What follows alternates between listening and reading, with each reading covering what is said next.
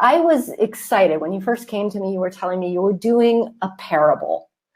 And you were doing a business parable about a family. I thought it was going to be like a family of aardvarks. So I envisioned, the blue aardvark and all of these, all of these crazy animals, because a fable or a parable can sometimes involve animals like Aesop's fables and stuff.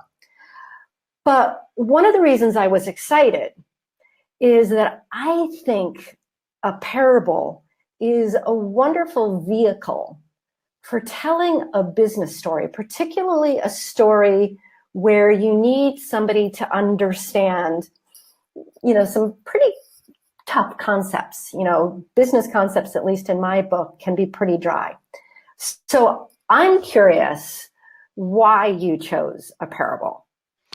Well, the reason I chose a parable is the books that I find the easiest to consume when it comes to business principles are fables or parables. For example, Patrick Lencioni is probably the king of the genre. And he has written a bunch of really, really good books, which are all except one written as fables or parables about lessons that he wants to teach. And reading about these lessons and stories gets to help you see how it's actually applied in his world.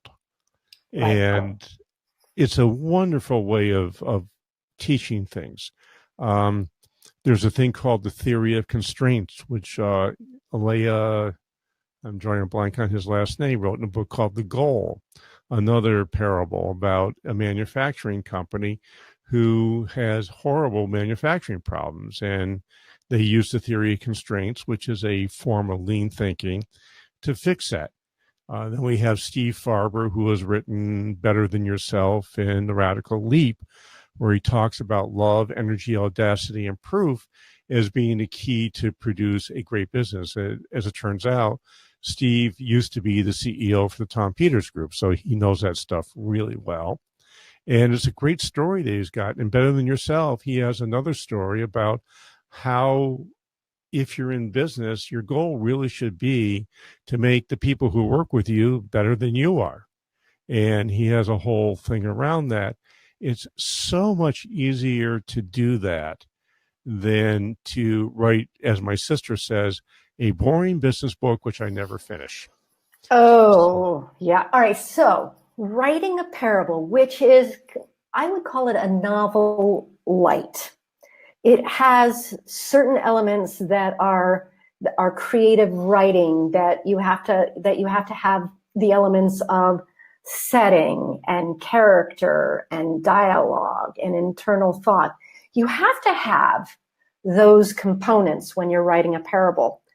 So what did you find challenging about essentially writing a novel? Well, first of all, I've never done it before. So,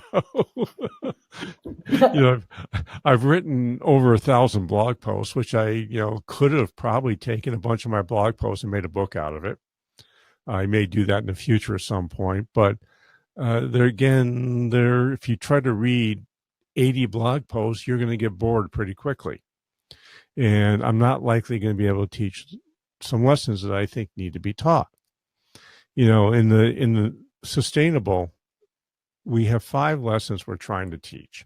I mean, there's an overarching lesson, which is to have value in the business, you have to have a sustainable business.